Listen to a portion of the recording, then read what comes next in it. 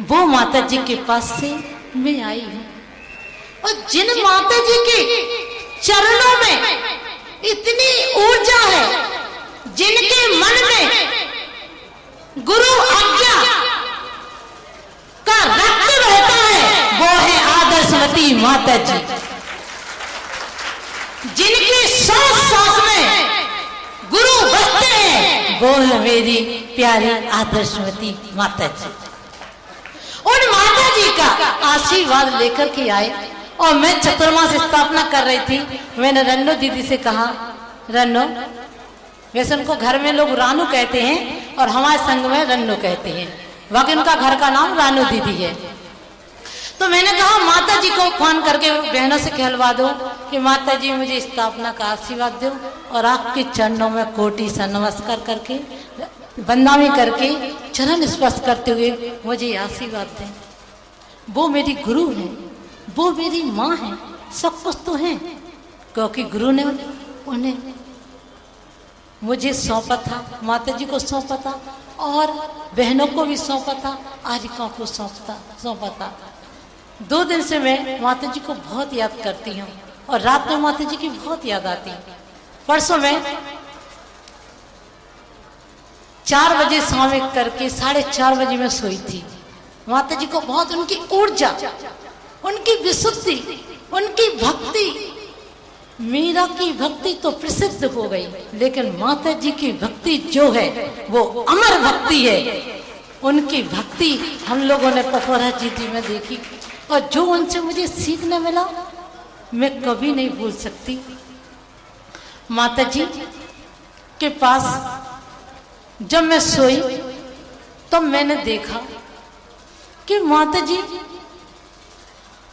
शाम को बहनों की क्लास लगाती, 2 माला का मंत्र उच्चारण कराती, बिल्कुल पूरा स्वयं बोलती और माता जी बहनों की क्लास लगा करके सामयिक में बैठ जाती।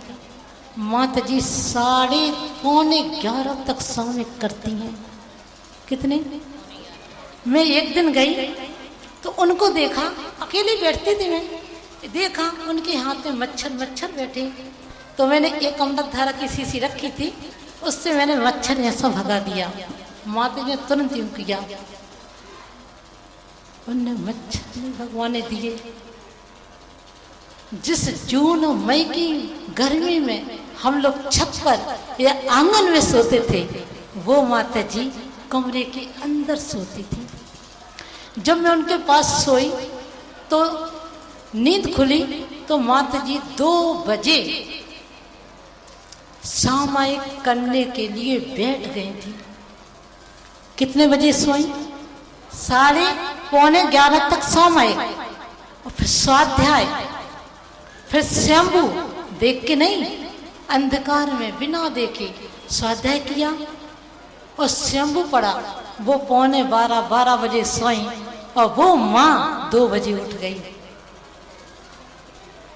सुबह 5 बजे हुए, 5:30 बजे बहनों की मंत्र उच्चारण, स्तोत्र 1-1.25 घंटा किया और माता जी जंगल को निकली।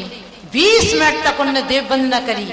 वहां से जाकर के प्रथम मंदिर में और फिर 14 मंदिर में जाकर 5 स्तोत्र, फिर जंगल गई, शुद्धि की। जो माता जी 7:45 बजे 70 नंबर मंदिर में जाती थी, 10:30 बजे लौट करके आती थी और बोलते बोलते मंत्र उच्चारण। क्यों? विशुद्धि और अपने गुरु को स्वास्थ्य के लिए वो कामना करती। उनकी भक्ति, उनके आंखों से आंसू झरते थे भक्ति में, वो मैंने निकटता से देखे। 10:30 बजे जब आती थी तो आरिका आहार को निकल जाती थी और वो आती थी, आरिका को देखती थी, नींबू शिकंजी चली कि नहीं, इनको जूस चला कि नहीं, इनको दवाई चली कि नहीं, इनको पित्त भड़क रहा है तो इनको लड्डू चले कि नहीं, इनको पूरी 31 आरिकाओं को सबसे पहले देखती थी। वो है मेरी आदर्शवती माता जी। उसके बाद वो 11:30 के बाद आहार करने जाती थी। 10:30 बजे आहार करने निकलती थी। आई, आरिकाओं के साथ भक्ति की और सामयिक में बैठ गई। 1 बजे से 2-2:30 बजे तक पढ़ती, उसके बाद फिर वो मंदिर। अब मंदिर जाना तो हमसे कहती थी चलो, तो हम कहते थे हम नहीं जाते धूप में। एक दिन कही चलो तो हम उनके साथ चले गए। अब वो पपोरा जी की फर्शी है ना मार्बल की, वो लगी, तो मैं जा रही थी बहनों के साथ माता जी के पीछे पीछे। अब माता जी के पीछे जा रही तो मैं अपने पैरियों करती, बहुत गर्म थे, लाल लाल। तो मैंने कहा माता जी आप छाया से चलो ना, आप ऐसे कैसे जा रही हो? तो माता जी कहते हैं अनुत्तरवती अपन इतना सहन नहीं करते क्या? इससे तो कर्म निर्जरा होती है ये सहन करने से। हमने कहा नहीं माता जी मुझसे तो सहन नहीं होता, आप भी यहाँ से चलो छाया से। बोले नहीं, कर्म निर्जरा के साधन है ये, इससे अपन विचलित नहीं होते। ऐसी है वो है आदर्शवती माता जी। जब बिहार हुआ, एक दिन मेरा सिर दर्द हुआ, बहुत भयानक सिर दर्द था। मैं माता जी के पास 10:30 बजे पहुंची। मैंने माता जी से तो धीरे से कहा माता जी बहुत सिर में दर्द है, देखना आप माता जी को देखना। जैसे ही माता जी की सामयिक उठी, सामयिक पाठ पढ़ रही थी, जो भी कर रही, और मैं कही माता जी बहुत सिर में दर्द है, और भयानक सिर दर्द है। सबको पता है ना जहाँ चतुर्मास हुई हमें बहुत सिर दर्द होता, उल्टी भी होती। तो माता जी के पास गए, उनका माता जी आशीर्वाद दीजिए ना। माता जी ने मेरे सिर पर ऐसा आशीर्वाद दिया, और मुझे नहीं पता वो सिर दर्द कहाँ चला गया। उनके हाथों में तपस्या, चर्या, व्रत, संयम की ऐसी विशुद्धि है, जिस पर हाथ रखती है उसका रोग ठीक हो जाता है। ऐसी माता जी। जब मैं पपोरा जी से बिहार करके माता जी के साथ टीकमगढ़ जा रही थी, तो माता जी ने पहले कहा था कि बमनपुरा, कौन सा बानपुर चलना है, हम लोगों को वहीं से मड़ारा होते हुए जाना था। तो माता जी कहती चलो, तो सुबह से हम विचार आया कितना सारा हम कैसे चलेंगे, हम नहीं जा सकते, और एक घेर के जाना है। तो मन पलटा, मैंने मना कर दिया। फिर मैंने कहा हम पपोरा जी में रुक जाएंगे। फिर मन हुआ पपोरा जी क्यों रुके, माता जी से टीकमगढ़ तक चलते। जब पपोरा जी से टीकमगढ़ जा रही थी, मैं से चलते नहीं बन रहा था।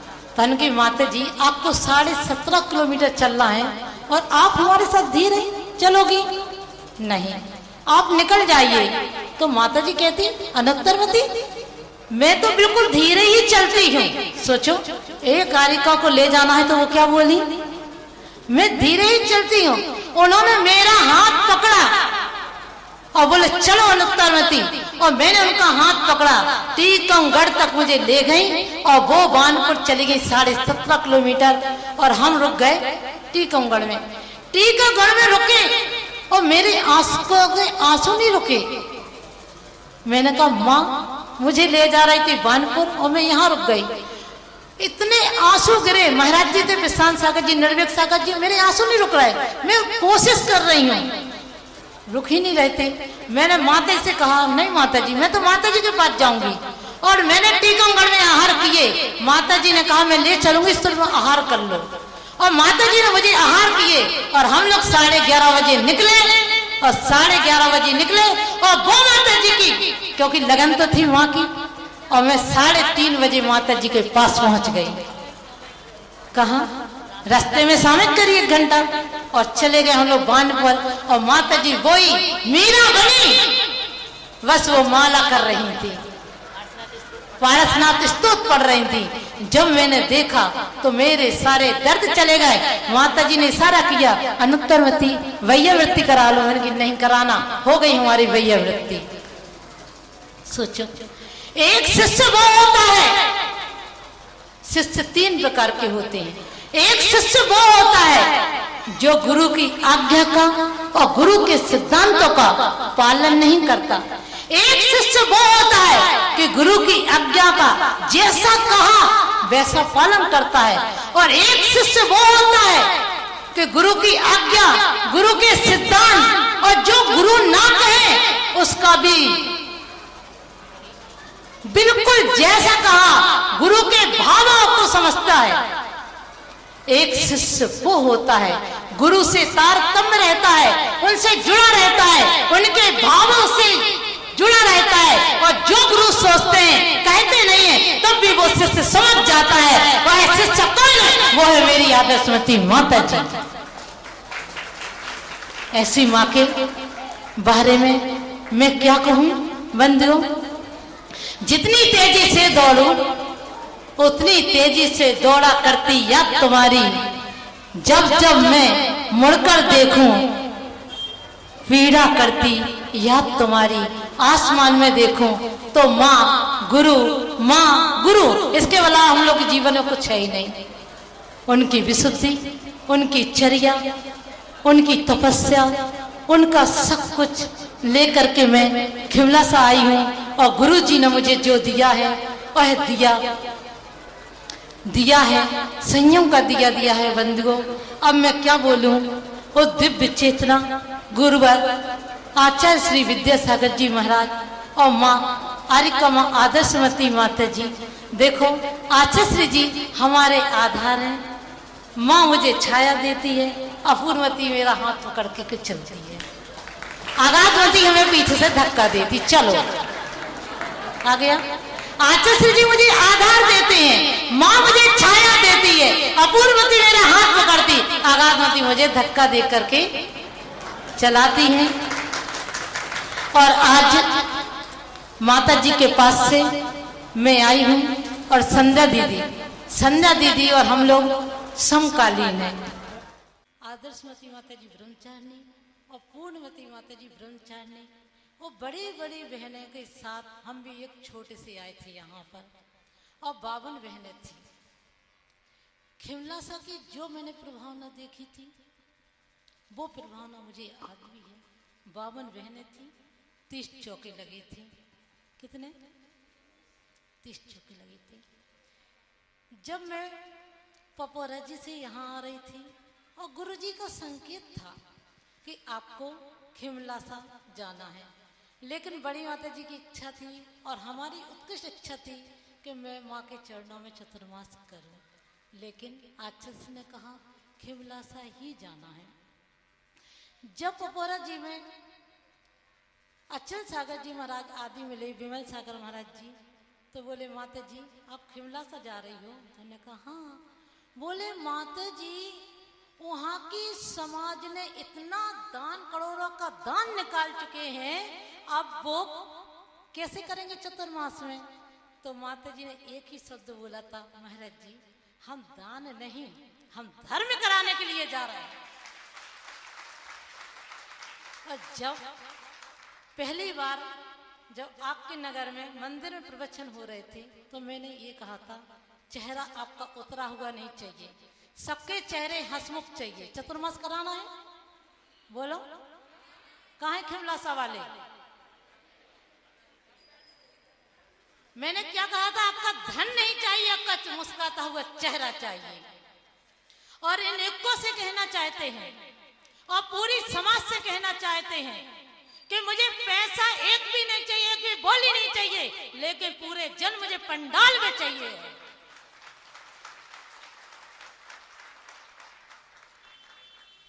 हमें साधुओं को दान, आपने इतना बड़ा त्रिमूर्ति मंदिर में करोड़ों का दान कर लिया, लॉकडाउन में भी इतना दान करोड़ों का निकाल सकते हो। ये है खिमलासा समाज। बोलो, अब कोई सोच रहा हूं यहाँ बोली नहीं हो रही, किसने कहा बोली नहीं हो रही? जिसकी जितनी, जिसने करोड़ों की बोली ले ली, जिसकी हैसियत नहीं थी, उसने 2-2, 3-3 लाख की महाराज जी के सामने बोली ली। किसी ने 5 लाख की, किसी ने 11 लाख की, किसी ने 21 लाख की। अब वो भी तो चुकाएंगे ना। कर्ज लेके कभी दान नहीं करना और कभी मान बढ़ाई के लिए दान नहीं करना, क्योंकि ये दान है, ये दान भावों से ममत्व भाव छोड़ा जाता है। क्योंकि परिग्रह से नरक गति ही मिलती है, लेकिन जो परिग्रह तुम 5 रुपए का, 10 रुपए का, 11,000 का, 21,000 का, 2 लाख का, 3 लाख का दान करते हो, ममत्व छोड़ते हो, उससे वो स्वर्ग गति मिलती है। और परंपरा से मोक्ष मिलता है। तो मुझे दान नहीं कराना है, लेकिन अपना समय का दान तो कर सकती हो ना। उठाओ हाथ, कौन कौन करेगा समय का दान? पक्का? तो क्या करना पड़ेगा चतुर्मास में? बोलो। एक बात बता दो, एक उदाहरण दे रही कि एक बच्चा आया अपने पापा के पास और कहने लगा, पापा मुझे पैसा चाहिए। पापा ने जेब से 100 रुपए निकाले और दे दिए। बच्चा बड़ा खुश हुआ। जब बच्चा वो जाने लगा तो पिता ने कहा, बेटा अच्छी जगह खर्च करना। उसने बार बार याद आती, पापा ने ऐसा क्यों कहा अच्छी जगह करना? वही जाता है होटल, वो ठेले लगे रहते ना, मैं नहीं जानती क्या कहलाती। उसने सोचा ये 100 रुपए से पाव भाजी खा ली जाए, ये समोसा या कचौड़ी खा ली जाए। उसने कहा नहीं, पापा ने कहा था अच्छी जगह करना। फिर वो दूसरा सामान खरीदने खेल खिलौने के लिए जाता है, बोले नहीं, पापा ने तो कहा था अच्छी जगह है। तो वो सोचता है गरीबों को दे दिया जाए। फिर सोचता है क्या इससे भी अच्छी जगह है? तो उसको याद आया हमारे नगर में मुनिराज हैं और जिनके चरणों की सेवा करने के लिए, भैया वृत्ति करने के लिए मैं रोज जाता हूँ। और वो महाराज बीमार हैं, उनकी औषधि दान में दे देना चाहिए। और उस बेटे ने एक दवाई की डिब्बी खरीदी, औषधि खरीदी, और वो महाराज जी के साथ जाता है और 2 क्या बोलते हैं, औषधि चलाता है। हम लोग गोली कहते हैं, वो औषधि चलाता है। पापा ने पूछा, बेटा 100 रुपये दिए थे, क्या किया? तो बोलता, पापा आपने कहा था अच्छी जगह लगाना, तो मैंने औषधि दान में लगाई। पापा एकदम स्तंभ रहेगा सुनकर के, स्तब्ध। इतना छोटा सा नन्हा सा बच्चा औषधि दान जानता है, उम्र 8 वर्ष की। पापा ने जेब से 2000 का नोट निकाला और उस बेटे को पकड़ा दिया। बोले, पापा 100 रुपए के दान में 2000 मिले? क्या कहा? जितनी शक्ति अपने बच्चों को ये सिखाओ। और चतुर्मास में मैं आपको ज्यादा बड़ी बड़ी चीज नहीं सिखाऊंगी, ये सिखाऊंगी साधु के साथ कैसे व्यवहार करना, परिवार के साथ कैसे व्यवहार करना। जब साधु के पास आओ तो हाथ जोड़ करके नम्रता से और धीरे आवाज करते हुए आना। चतुर्मास में सिखाऊंगी, क्या क्या सिखाऊंगी मैं बता रही हूँ। क्योंकि एक बात पहले कह दूं, जब पत्ते पे पानी गिरता, पत्ते से पानी निकलता है, उसे कहते हैं ओस। क्या कहते हैं? ओस। ऊपर से पानी वर्षा होती है, उसे क्या कहते हैं? वर्षा का पानी कहते हैं ना। 2 नदी के तट से बीच में पानी निकलता है, वह कहलाता है नदी का पानी। जो घन रूप पानी गिरता है वह कहलाता है ओला। और जो फ्रिज में रख देते हैं वो पानी क्या कहलाता? बर्फ है। और जो भगवान के चरणों में डाल देते हैं वो क्या कहलाता? पैसा खर्च सभी करते हैं, एक मौज मस्ती में, अपने खाने के लिए, मौज मस्ती के लिए संपत्ति और शक्ति का उपयोग करते हो, वह कहलाती है दुरुपयोग। और जो अपनी संपत्ति को दान में खर्च करते हो वह कहलाती है सदुपयोग। आप करते हैं? एक प्रश्न पूछूं आपसे, खिमलासा वालों से, कि सिरोंज वालों से, कि धनौरा वालों से, कि जबलपुर वालों से, कि आष्टा वालों से, जब आप दान करते हो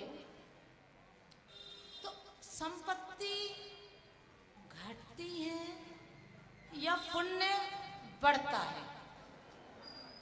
बोलो, पुण्य बढ़ता है या संपत्ति घटती है?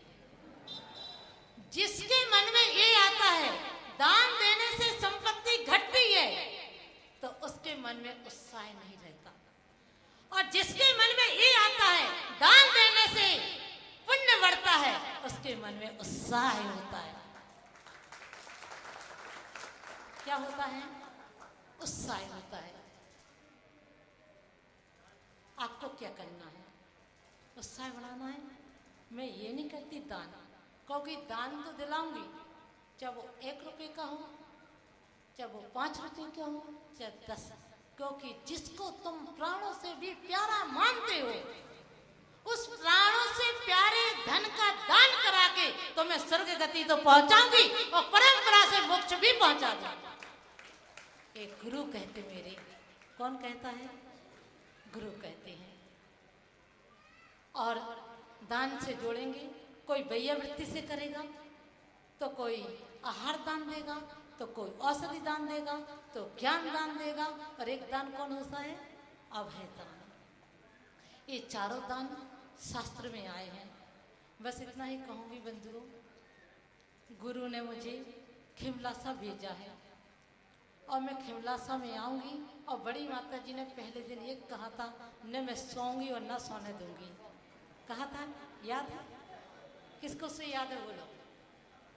पूरी समाज थी, पहले दिन थे 7-8 लोग खिमलासा में ऐसे बैठे थे। मैंने सोचा बाप रे कहाँ आ गए। फिर मैंने सोचा जिन दिव्य गुरु ने मुझे पहुंचाया है उनकी शिष्या कायर होती है क्या?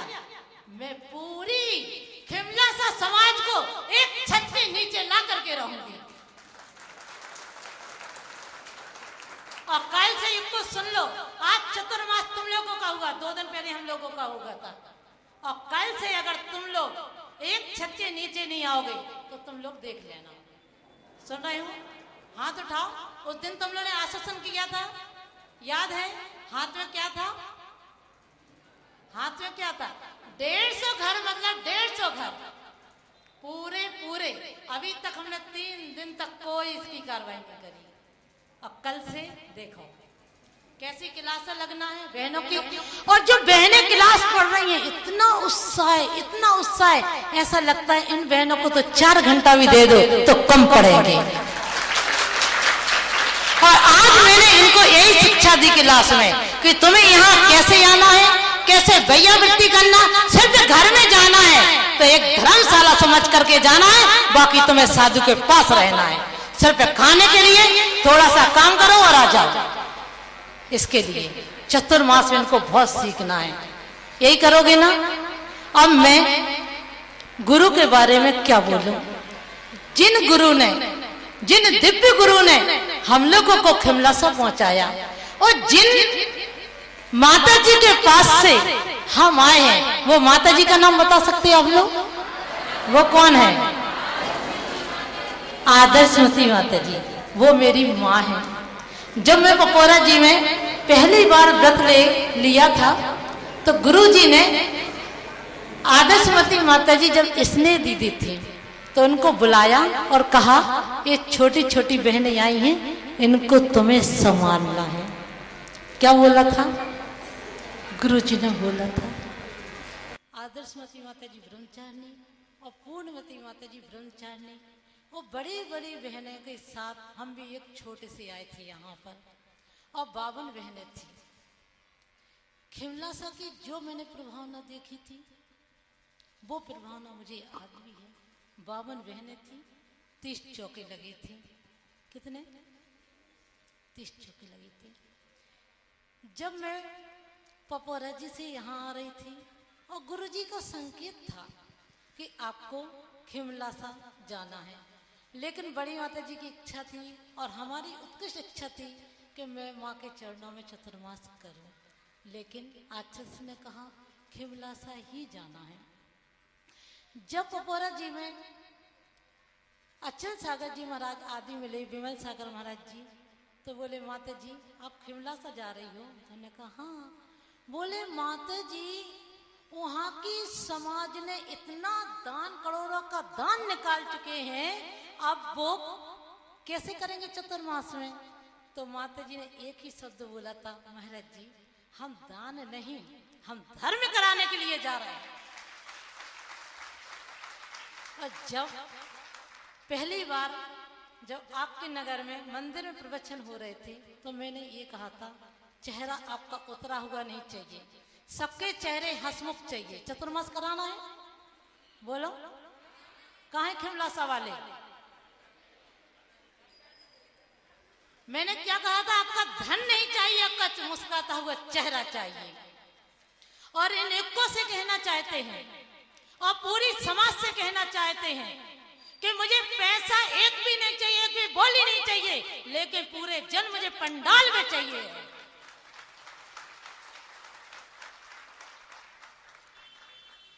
हमें साधुओं को दान, आपने इतना बड़ा त्रिमूर्ति मंदिर में करोड़ों का दान कर लिया, लॉकडाउन में भी इतना दान करोड़ों का निकाल सकते हो। ये है खिमलासा समाज। बोलो, अब कोई सोच रहा हूं यहाँ बोली नहीं हो रही, किसने कहा बोली नहीं हो रही? जिसकी जितनी, जिसने करोड़ों की बोली ले ली, जिसकी हैसियत नहीं थी, उसने 2-2, 3-3 लाख की महाराज जी के सामने बोली ली। किसी ने 5 लाख की, किसी ने 11 लाख की, किसी ने 21 लाख की। अब वो भी तो चुकाएंगे ना। कर्ज लेके कभी दान नहीं करना और कभी मान बढ़ाई के लिए दान नहीं करना, क्योंकि ये दान है, ये दान भावों से ममत्व भाव छोड़ा जाता है। क्योंकि परिग्रह से नरक गति ही मिलती है, लेकिन जो परिग्रह तुम 5 रुपए का, 10 रुपए का, 11,000 का, 21,000 का, 2 लाख का, 3 लाख का दान करते हो, ममत्व छोड़ते हो, उससे वो स्वर्ग गति मिलती है और परंपरा से मोक्ष मिलता है। तो मुझे दान नहीं कराना है, लेकिन अपना समय का दान तो कर सकते हो ना। उठाओ हाथ, कौन करेगा समय का दान? पक्का? तो क्या करना पड़ेगा चतुर्मास में? बोलो। एक बात बता दो, एक उदाहरण दे रहे कि एक बच्चा आया अपने पापा के पास और कहने लगा, पापा मुझे पैसा चाहिए। पापा ने जेब से 100 रुपए निकाले और दे दिए। बच्चा बड़ा खुश हुआ। जब बच्चा वो जाने लगा तो पिता ने कहा, बेटा अच्छी जगह खर्च करना। उसने बार बार याद आती, पापा ने ऐसा क्यों कहा अच्छी जगह करना? और जाता है होटल, वो ठेले लगी रहती ना, मैं नहीं जानती क्या कहलाती। उसने सोचा ये 100 रुपए से पाव भाजी खा ली जाए, ये समोसा या कचौड़ी खा ली जाए। उसने कहा नहीं, पापा ने कहा था अच्छी जगह करना। फिर वो दूसरा सामान खरीदने खेल खिलौने के लिए जाता है, बोले नहीं, पापा ने तो कहा था अच्छी जगह है। तो वो सोचता है गरीबों को दे दिया जाए। फिर सोचता है क्या इससे भी अच्छी जगह है? तो उसको याद आया हमारे नगर में मुनिराज हैं और जिनके चरणों की सेवा करने के लिए, बैया वृत्ति करने के लिए मैं रोज जाता हूँ, और वो महाराज बीमार हैं, उनकी औषधि दान में दे देना चाहिए। और उस बेटे ने एक दवाई की डिब्बी खरीदी, औषधि खरीदी, और वो महाराज जी के साथ जाता है और 2 क्या बोलते हैं, औषधि चलाता है। हम लोग गोली कहते हैं, वो औषधि चलाता है। पापा ने पूछा, बेटा 100 रुपये दिए थे, क्या किया? तो बोलता, पापा आपने कहा था अच्छी जगह लगाना, तो मैंने औषधि दान में लगाई। पापा एकदम स्तंभ रहेगा सुनकर के, स्तब्ध। इतना छोटा सा नन्हा सा बच्चा औषधि दान जानता है, उम्र 8 वर्ष की। पापा ने जेब से 2000 का नोट निकाला और उस बेटे को पकड़ा दिया। बोले, पापा 100 रुपए के दान में 2000 मिले? क्या कहा? जितनी शक्ति अपने बच्चों को ये सिखाओ। और चतुर्मास में मैं आपको ज्यादा बड़ी बड़ी चीज नहीं सिखाऊंगी, ये सिखाऊंगी साधु के साथ कैसे व्यवहार करना, परिवार के साथ कैसे व्यवहार करना। जब साधु के पास आओ तो हाथ जोड़ करके नम्रता से और धीरे आवाज करते हुए आना। चतुर्मास में सिखाऊंगी। क्या क्या सिखाऊंगी मैं बता रही हूँ, क्योंकि एक बात पहले कह दूं, जब पत्ते पे पानी गिरता, पत्ते से पानी निकलता है, उसे कहते हैं ओस। क्या कहते हैं? ओस। ऊपर से पानी वर्षा होती है, उसे क्या कहते हैं? वर्षा का पानी कहते ना। दो नदी के तट से बीच में पानी निकलता है, वह कहलाता है नदी का पानी। जो घन रूप पानी गिरता है वह कहलाता है ओला। और जो फ्रिज में रख देते हैं वो पानी क्या कहलाता? बर्फ है। और जो भगवान के चरणों में डाल देते हैं वो क्या कहलाता? पैसा खर्च सभी करते हैं, एक मौज मस्ती में, अपने खाने के लिए, मौज मस्ती के लिए संपत्ति और शक्ति का उपयोग करते हो, वह कहलाती है दुरुपयोग। और जो अपनी संपत्ति को दान में खर्च करते हो वह कहलाती है सदुपयोग। आप करते हैं? एक प्रश्न पूछूं आपसे, खिमलासा वालों से, कि सिरंज वालों से, कि धनौरा वालों से, कि जबलपुर वालों से, कि आष्टा वालों से, जब आप दान करते हो तो संपत्ति घटती है या पुण्य बढ़ता है? बोलो। पुण्य बढ़ता है या संपत्ति घटती है? जिसके मन में ये आता है दान देने से संपत्ति घटती है, तो उसके मन में उत्साह नहीं रहता। और जिसके मन में ये आता है दान देने से पुण्य बढ़ता है, उसके मन में उत्साह होता है। क्या होता है? उत्साह होता है। आपको क्या करना है? उत्साह बढ़ाना है। मैं ये नहीं कहती दान, क्योंकि दान तो दिलाऊंगी, चाहे वो 1 रुपये का हो, चाहे वो 5 रुपये का हो, चाहे 10, क्योंकि जिसको तुम प्राणों से भी प्यारा मानते हो, उस प्राणों से प्यारे धन का दान करा के तो मैं स्वर्ग गति तो पहुंचाऊंगी और परंपरा से मोक्ष भी पहुंचा दूंगा। एक गुरु कहते मेरे। कौन कहता है? गुरु कहते हैं। और दान से जोड़ेंगे, कोई वैयावृत्ति से करेगा, तो कोई आहार दान देगा, तो कोई औषधि दान देगा, तो ज्ञान दान देगा, और एक दान कौन होता है? अभय दान। ये चारों दान शास्त्र में आए हैं। बस इतना ही कहूंगी बंधुओं, गुरु ने मुझे खिमलासा भेजा है और मैं खिमलासा में आऊंगी। और बड़ी माता जी ने पहले दिन एक कहा था, न मैं सोऊंगी और न सोने दूंगी, कहा था, याद है? किसको से याद है? बोलो। पूरी समाज थी। पहले दिन थे 7-8 लोग खिमलासा में और ऐसे बैठे थे। मैंने सोचा बाप रे कहाँ आ गए। फिर मैंने सोचा जिन दिव्य गुरु ने मुझे पहुंचाया है उनकी शिष्या कायर होती है क्या? मैं पूरी खिमलासा समाज को एक छत के नीचे ला करके रहूंगी। और कल से इनको सुन लो, आज चतुर्मास तुम लोगों का हुआ, 2 दिन पहले हम लोगों का हुआ था। और कल से अगर तुम लोग एक छत के नीचे नहीं आओगे तो तुम लोग देख लेना। सुन रहे हो? हाथ उठाओ।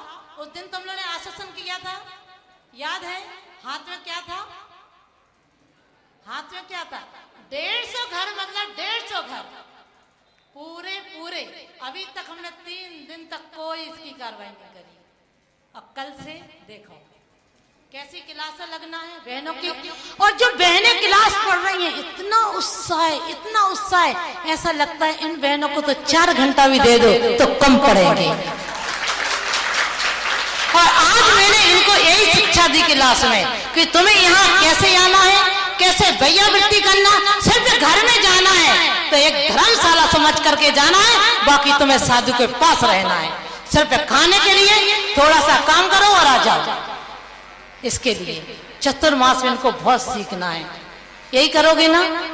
अब मैं गुरु के बारे में क्या बोलूं?